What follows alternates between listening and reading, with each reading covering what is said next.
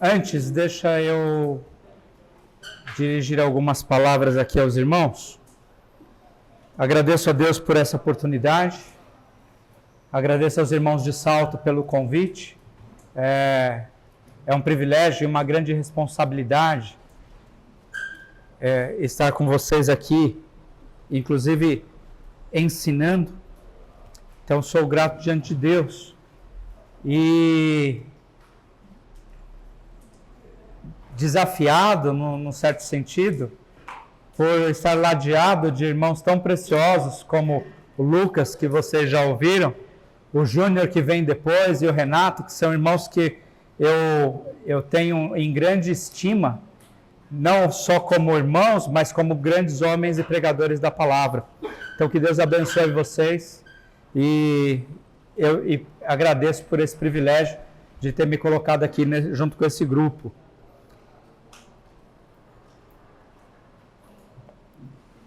Embora eu vá falar sobre esse mesmo texto que foi tratado pelo Lucas e vá dar um aspecto mais voltado para a revelação da palavra,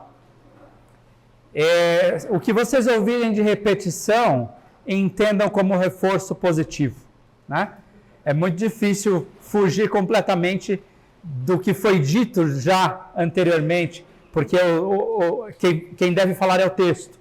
E muitas coisas que Lucas já disse e que estão no texto, e talvez eu repita, e talvez Júnior e Renato também passem pela mesma circunstância. Mas vamos lá. O texto que nós estamos trabalhando diz: já não vos chamo de servos, porque o servo não sabe o que o seu Senhor faz. Mas tenho-vos chamados de amigos, porque tudo quanto ouvi de meu Pai vos tenho dado a conhecer. Não foste vós que me escolhestes a mim, pelo contrário, eu vos escolhi a vós outros, e vos designei para que vades e deis fruto, e o vosso fruto permaneça, a fim de que tudo o quanto pedis ao Pai em meu nome, Ele vô-lo conceda. E isto vos mando, que ameis uns aos outros. Quando a gente pensa em revelação, é uma palavra meio manchada pelo viés religioso, e eu vejo, inclusive, alguns irmãos que têm dificuldade de entender que esta é a nossa palavra revelada. A Bíblia é a palavra revelada. E o apóstolo Paulo, ele diz lá em Romanos, capítulo 1, versículo 19, que é possível conhecer a Deus.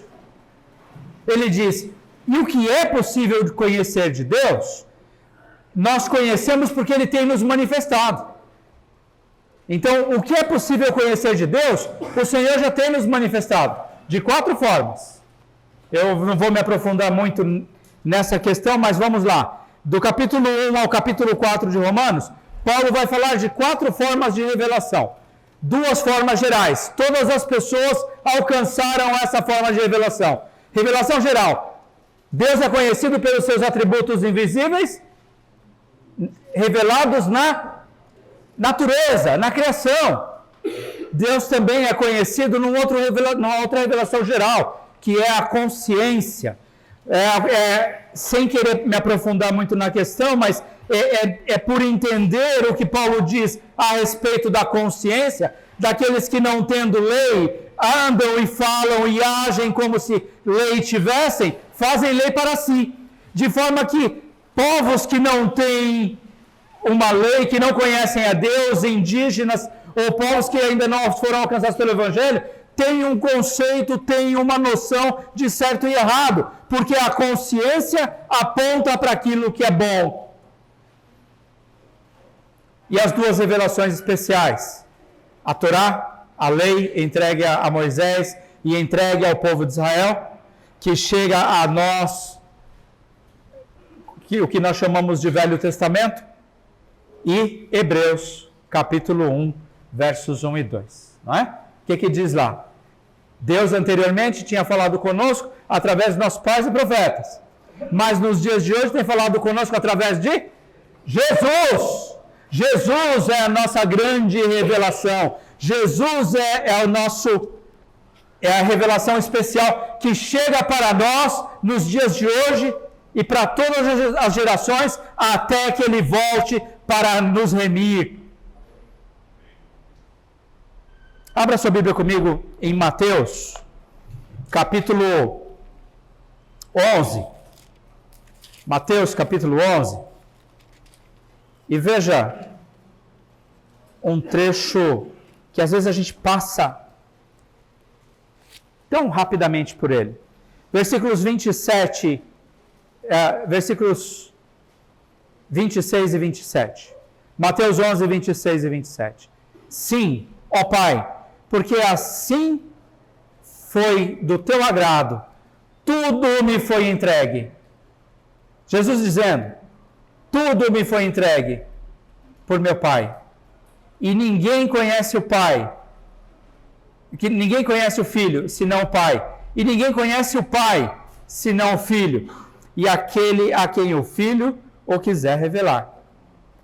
Jesus é essa revelação. E ele está dizendo, já não vos chamo mais de servos, mas nós somos, não somos? Ou não? Nós somos servos. Somos servos de Jesus. Ele diz, já não vos chamo mais de servos, no sentido de dizer que ele está nos elevando a uma condição superior do opróbrio do termo na sua época, mas nós somos sim servos de Jesus. E ele diz, eu já não vos chamo mais de servos, mas chamo de amigos, porque o servo não sabe do que o seu Senhor faz. Mas eu, por outro lado, que tenho recebido do Pai tudo, estou revelando o Pai a vocês.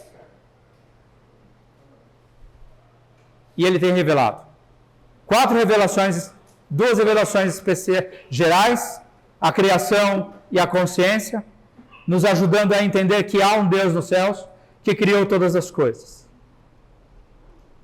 E dentro da primeira revelação especial, que nós chamamos de Antigo Testamento, nós temos Deus revelado como Deus poderoso, eterno, imanente, supremo e misericordioso.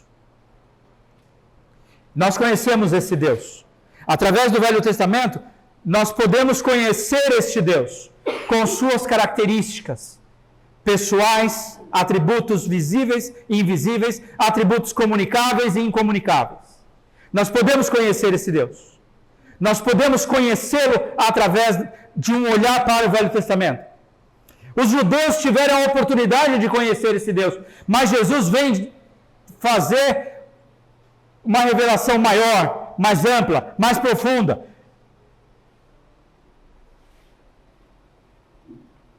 Eu me lembro das palavras de Jó, quando ele dizia assim, antes eu te conhecia só de ouvir falar, agora eu te vejo, né? Eu lembro do apóstolo João, num dos trechos mais magníficos do Novo Testamento, quando o apóstolo João diz, olhamos para Jesus e vimos a glória de Deus. Nós podemos ver a glória de Deus em Jesus. E Jesus vem manifestar o que é possível conhecer de Deus. Deus tem manifestado para nós. Na natureza, na criação, na nossa própria consciência, no Velho Testamento e através de Jesus. Deus tem manifestado para nós. E Ele tem feito de nós seus amigos. Somos servos, sim. Somos chamados à servidão. Agora, notem que a servidão a qual nós somos colocados sob Jesus não é uma servidão impositiva, obrigatória, forçada, mas é uma servidão na qual nós nos colocamos na medida em que o amor com o qual Ele tem nos amado nos constrange ao ponto de que nós chegamos a ser seus amigos. E é difícil dizer não para um amigo. É difícil dizer não para um amigo.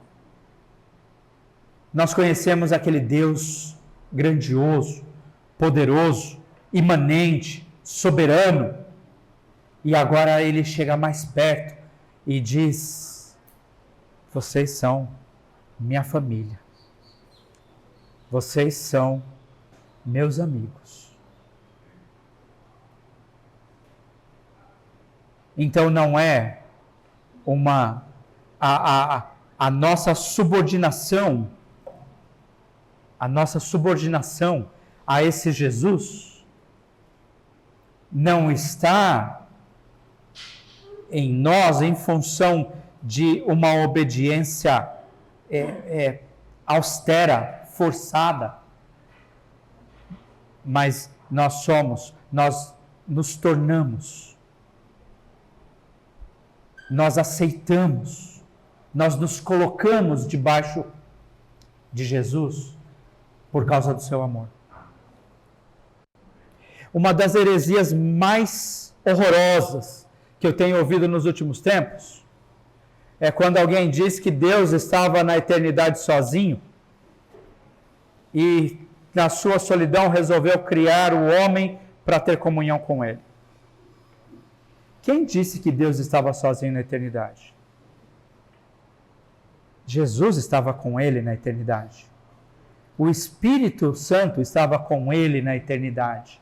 E esta característica de Deus Pai, Deus Filho, Deus Espírito, cria um elemento necessário de união e de comunhão que identifica esse Deus poderoso que nós servimos. Então, o que Deus estava fazendo na eternidade? Amando o Filho, sendo amado pelo Filho, glorificado pelo Espírito. E aí, quando Deus resolve criar o homem, não é para saciar a sua solidão, não é para complementar uma lacuna da sua existência eterna, infinita e vazia. Mas quando Deus cria o homem, Ele cria para seu louvor e sua glória. E é por isso que Ele faz de cada um de nós e de todos nós imagem e semelhança dEle. E às vezes nós temos a dificuldade de entender essa questão. Mas o fato é que Deus, sendo um ser, entendam o que eu vou dizer agora, social, um ser que convive em comunhão com outro ser igual a Ele, porque nós estamos falando de um Deus que Ele é Deus único, mas é Deus Pai, poderoso, Criador, e que ao seu tempo, em determinada ocasião, é também Filho e Redentor, o revelador da palavra, o Redentor de nossas almas, e que ao seu tempo também, de forma temporária, ou não, entenda o mistério da Trindade da forma que puder chegar ao seu entendimento, mas que também é Espírito Santo. E se na medida em que nós olhamos para a revelação especial do Velho Testamento, nós vemos um Deus eterno, grandioso, majestoso, imanente, nós vemos também um Deus que é santo, o Santo de Israel, que se revela como o Espírito Santo, que estava por sobre as águas no primeiro dia da criação, e que nós o conhecemos de maneira mais reveladora nas palavras do Novo Testamento, e Ele também é o Filho. Salmo 2 vai nos orientar a nos aproximarmos, abraçarmos, beijarmos o Filho, antes que a ira do Senhor se revele sobre nós. Porque nós somos ensinados por essa revelação a conhecer esse Deus poderoso, majestoso, grandioso, imanente, na medida em que Ele nos revela criação, queda, redenção e juízo.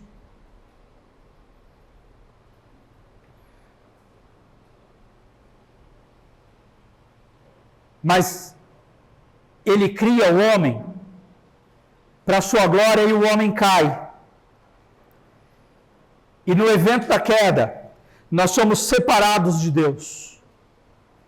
Mas uma coisa que é incrível na criação e que às vezes passa desapercebido, eu já ouvi tantas e tantas vezes algumas pessoas articulando a respeito de que aspectos nós temos que nos fazem semelhantes a Deus, mas normalmente quem se presta a essa explicação esquece de lembrar que Deus no céu, na sua eternidade, é Pai, Filho e Espírito Santo, os três numa única comunhão, fazendo deles um só ser.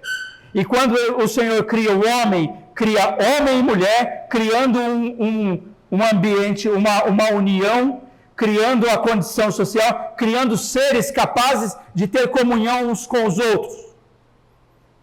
Essa capacidade que nós temos de nos relacionar uns com os outros é uma das capacidades que Deus nos transmite dos seus atributos, nos dando a condição de sermos imagem de Deus. É verdade que nós caímos. É verdade que o pecado nos afastou de Deus e, mais que isso, o pecado tem nos afastado uns dos outros.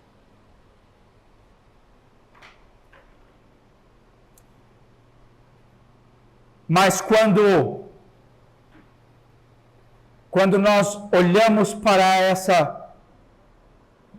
este lado do prisma da revelação, nós começamos a prestar atenção numa outra coisa.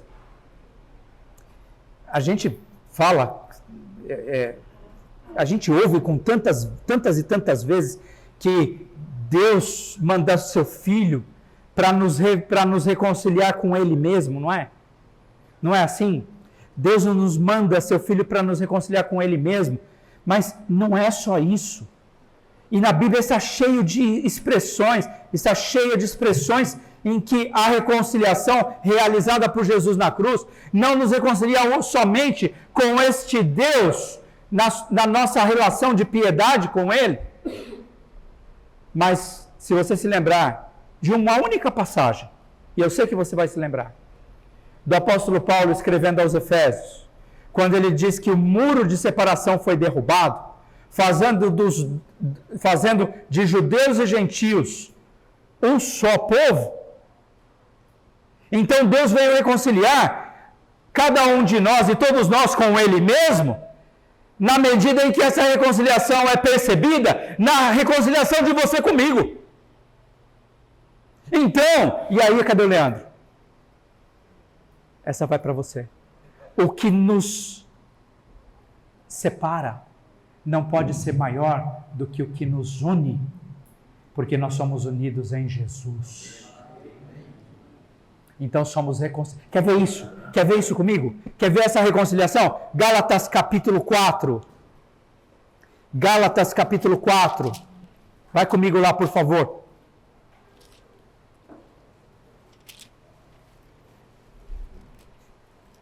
E eu queria que você pudesse ler comigo versos 6 e 7. Fomos reconciliados com Deus. Já não somos mais servos. Eles já não vos chamam mais de servos. De fato somos. De fato somos. Necessariamente somos. Nos colocamos, não somos dignos de ser achados de outra forma. Somos indignos desse Deus grandioso e por causa disso somos servos. Mas o Senhor nos eleva à condição de filhos, família, amigos. E Ele nos reconcilia com Ele para isso. E Ele diz, versículo 6, Gálatas capítulo 4, versículo 6. E porque vós sois filhos, enviou Deus ao nosso coração o Espírito do seu Filho, que clama, Abba, Pai. De sorte que já não és escravo, porém filho, e sendo filho, herdeiro de Deus. Sabe que toda vez que eu leio essa passagem, eu me emociono com a expressão que o Espírito do Filho, o Espírito de Cristo, nos é dado para que nós sejamos habilitados a chamar Deus de Pai.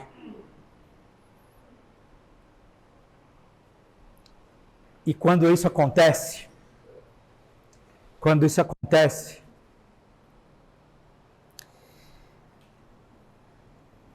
todas as nossas barreiras, todos os impedimentos que podem atrapalhar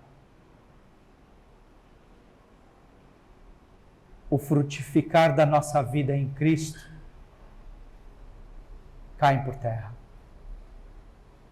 Porque o Espírito de Deus, o Espírito de Cristo, dado a cada um de nós, nos capacita a sair da condição de escravo, nos elevando à condição de filhos. Duas formas de entendermos isso. Antes de eu entrar nessas duas formas, deixa eu lembrar uma coisa que o Lucas falou. Esse trecho que nós estamos usando como base para as mensagens, começa com a ilustração, com a alegoria da videira. Olha o motivo da nossa subordinação a Jesus. O pai é o agricultor. E nossa vida e nossa condição em Cristo começa com a semente. Com a semente de Cristo. E a videira cresce, a videira é Jesus, e cada um de nós, você e eu, somos os ramos. Cada um de nós somos ramos. Ramos que devem frutificar. E o ramo em si mesmo não é nada se não estiver na videira. Corta o ramo fora, ele morre. E por isso que o ramo que estiver morto e não produz, ele é cortado fora. Porque ele já está morto. Então, nossa subordinação está... Pense nisso, lembrando do texto que nós acabamos de ler. Nós estamos ligados ao pai, que é o agricultor, por meio do filho, que é a videira, e o filho tem nos nutrido com o seu espírito, para que nós possamos frutificar, para a glória do pai, que plantou a videira. Somos servos, sim, mas ele nos eleva à condição de filhos, para a glória do pai. Agora, duas formas de entender isso.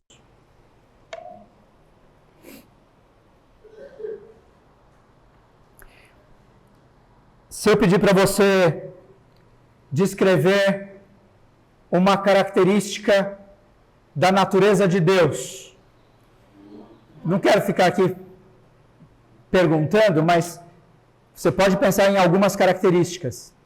Mas quando eu peço para você descrever uma característica da natureza que descreve Deus, quem pensou em santidade? Alguém pensou em santidade aqui? Que bom. Deus é santo. Deus é santo. Todo mundo está de acordo com isso? Deus é santo. Amém? Deus é santo. E nós não. Não é verdade? Nós não somos santos pela nossa própria natureza. Nós estamos arruinados pelo pecado. Nossa condição natural é ruína. Nosso destino eterno é inferno. E a não ser que o Senhor intervenha, é para lá que cada um de nós vai. Se não for pela bondade e misericórdia de Deus e pela ação redentora de Jesus. Mas o Senhor toma cada um de nós, servos imprestáveis, na sua própria ruína, porque nós não somos santos. E quando nós pensamos nesses termos teológicos, nós entendemos uma coisa muito clara, que Deus sendo santo, não pode ter comunhão com o que não é santo. Falei besteira? É isso mesmo. É isso mesmo. Deus sendo santo, mantendo a sua característica de santidade que caracteriza a sua divindade, não pode ter comunhão com o que não é santo. Isso é claro para todos vocês? Agora veja o que ele faz, como é que ele nos faz filhos. Ele nos eleva à condição de filhos. Ele nos eleva à condição de santidade. É por isso que o apóstolo Pedro vai dizer: sede santos, como o santo é o vosso Pai. Ele nos eleva para que nós possamos, então, alimentados pelo Espírito do Cristo que Ele nos deu, possamos gemer: Abba, Pai. E na santidade, E dentro dessa característica, nós somos capazes, não por nós mesmos, pela nossa natureza, pelo nosso brio, pela nossa nobreza, pelas nossas características pessoais, pela educação que mamãe deu. Nós somos capazes porque esse Espírito que é derramado sobre nós nos capacita a amar uns aos outros e cumprir a ordem de Cristo. Porque ele começa lá, volta lá para João capítulo 15, e ele começa essa série de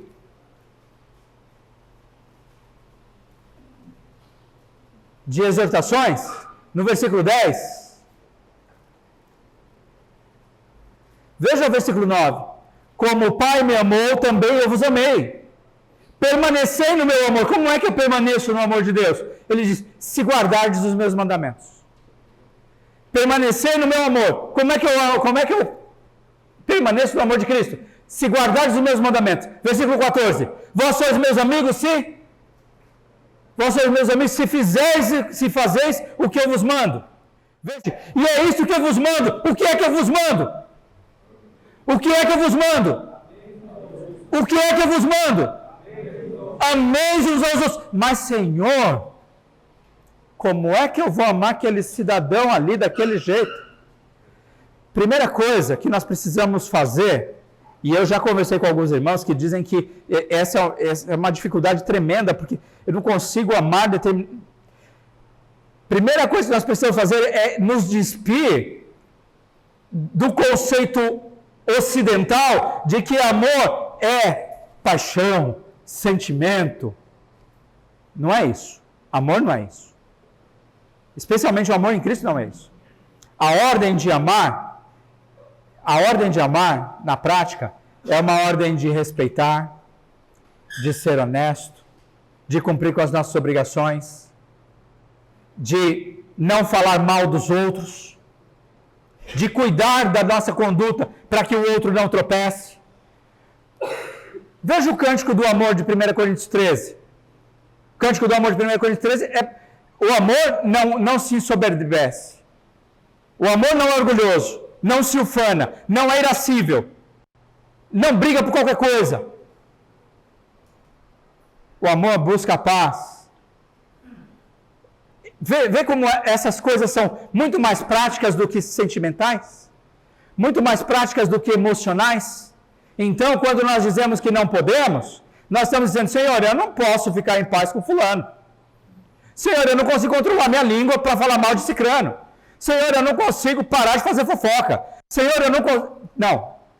Mas o Espírito de Cristo, que é revelado em nós, que é revelado para nós. Veja que, ao revelar as características de Deus, o apóstolo Paulo, lá em Gálatas, ele está dizendo que o Espírito de Deus, o Espírito de Cristo, é derramado sobre nós para que nós possamos ser filhos.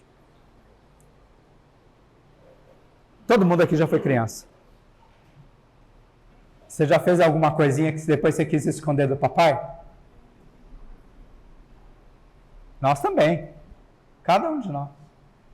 O problema é que agora nós já não estamos mais nessa condição. E nós não podemos nos esconder desse Deus que é poderoso, grandioso, soberano, imanente, onisciente, onipresente. Nós não podemos. Então, Ele nos dá a condição. E, aliás, um texto um pouco mais longo, mas que eu não posso deixar de ler. O apóstolo João escreveu uma outra coisa sobre essa... Ele desenvolve um pouco mais essa questão. O apóstolo João desenvolve um pouco mais essa questão na sua primeira carta à igreja, no capítulo 4. Evangelho de João, primeira carta de João, capítulo 4. E ele vai dizer: amados, amemo-nos uns aos outros, porque o amor procede de Deus. E todo aquele que ama é nascido de Deus e conhece a Deus. Aquele que não ama não conhece. Não recebeu essa revelação. Não recebeu esse conhecimento. Lembra de Jesus dizendo: tudo recebi do Pai? E aquilo que recebi do Pai eu tenho entregue a vocês? Ele está dizendo, se você não ama, não conhece, não recebeu. Jesus pode até ter entregue, Jesus pode até ter anunciado, pode ter revelado, mas se nós não amamos, não nos dispusemos a perdoar, a viver em paz, a parar de falar mal, a parar de lesar o outro, então nós não conhecemos esse Deus. Mais uma vez falando em manifestação, nisso manifestou o amor de Deus em nós, o fato de haver enviado seu Filho unigênito ao mundo para vivermos por meio dele. A exortação deste encontro é: deem frutos. Deem frutos.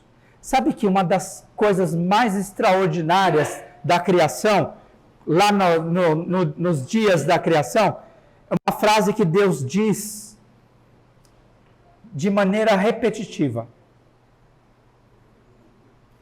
segundo a sua espécie. Produz a relva, a erva verde, produz a terra, erva verde, relva, e as árvores sejam frutíferas, produzindo cada uma segundo a sua espécie. E os animais produzindo, os peixes no mar segundo a sua espécie. Os animais do campo segundo a sua espécie. Segundo a sua espécie. E qual é a nossa espécie?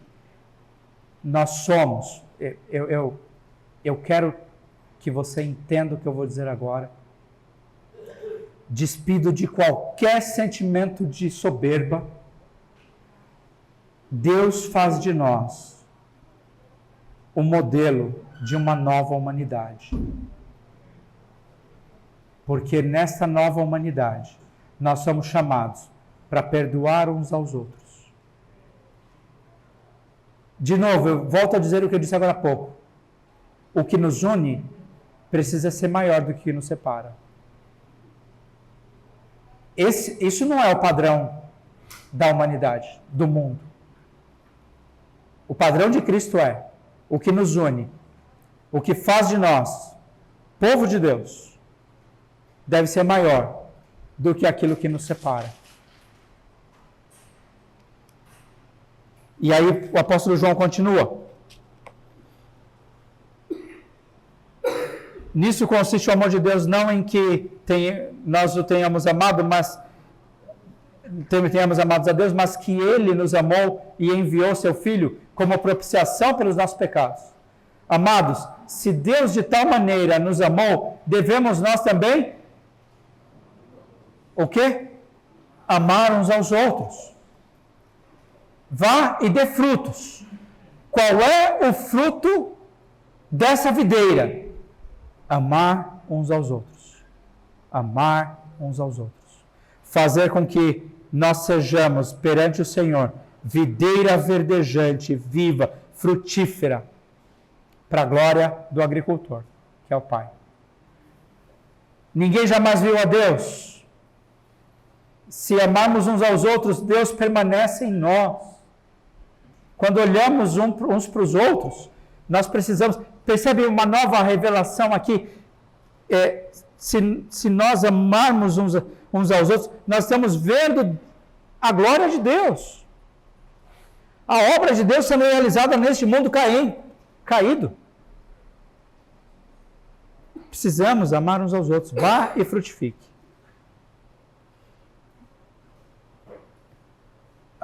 Deus permanece em nós e o seu amor em nós é aperfeiçoado, amadurecido. Nisso conhecemos que permanecemos nele e ele em nós, em que nos deu o seu Espírito. Olha, falando de novo do Espírito.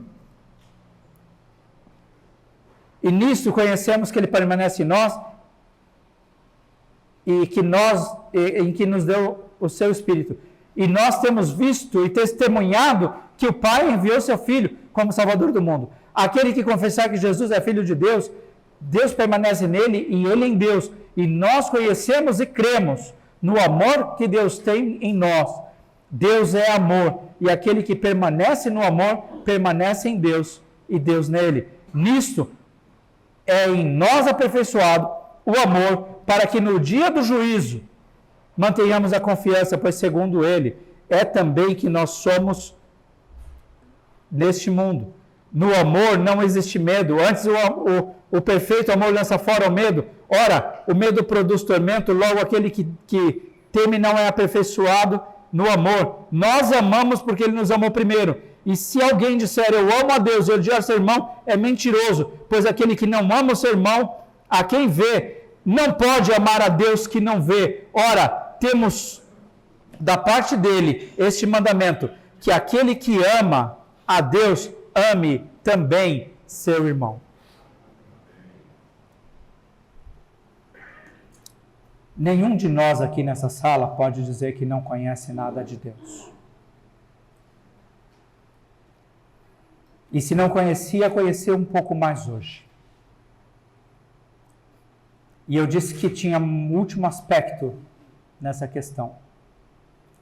Quando nós dizemos, Senhor, nós escondemos atrás da nossa humanidade, da nossa fraqueza, da nossa ruína. E nós dizemos que não podemos.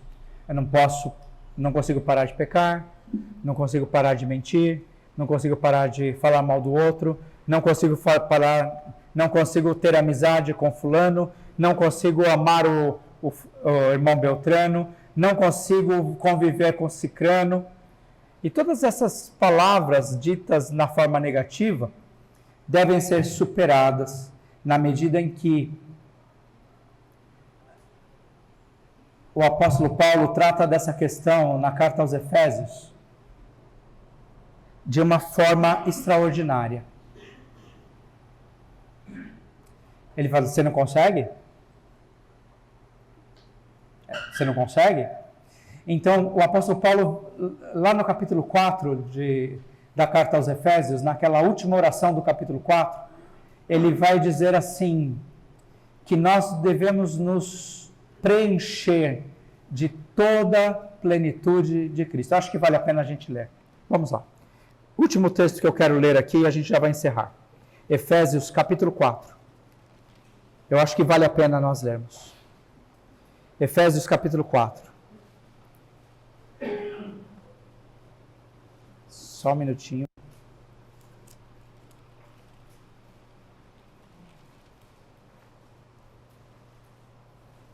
Melhor dizendo, Efésios capítulo 3. Veja o versículo, a partir do versículo 14, para você entender que o contexto disso daqui é uma oração. Paulo está orando. Paulo está direcionando essas palavras para Deus.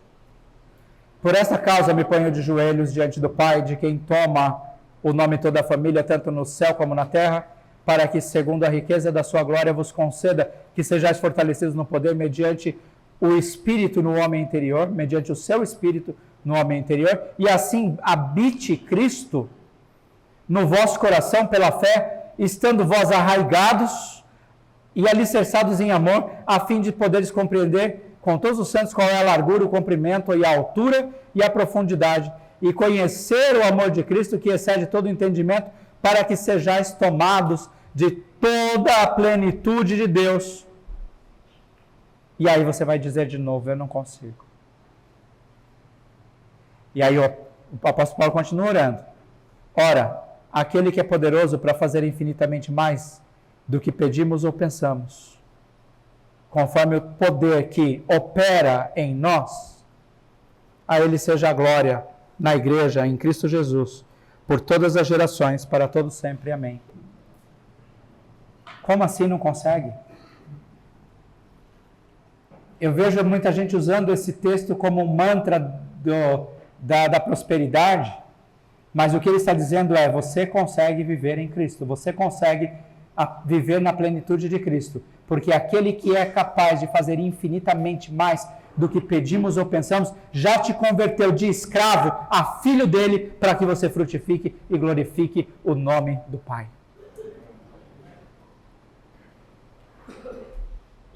Vamos orar.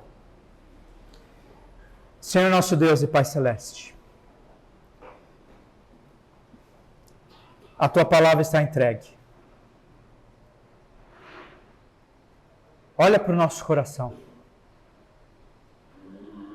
corrige os nossos passos. Nos ajuda nas nossas lutas. Perdoa, Senhor Deus, aquilo que os outros não perdoaram ou que nós não nos perdoamos. Sara o nosso coração e faça com que, de novo, nós sejamos limpos, limpa os nossos galhos e faça com que nós possamos frutificar na comunhão uns com os outros, frutificar no aprofundamento da Tua Palavra, frutificar na bondade da Tua misericórdia, frutificar como Teu servo, Teu filho, Teu amigo, na pessoa de Jesus Cristo. Esteja conosco neste dia e que o Teu Espírito, que o Espírito do Cristo possa, derramado sobre nós, nos elevar à condição de filhos para a glória do Teu nome. Em Cristo Jesus. Amém. Amém. Deus abençoe.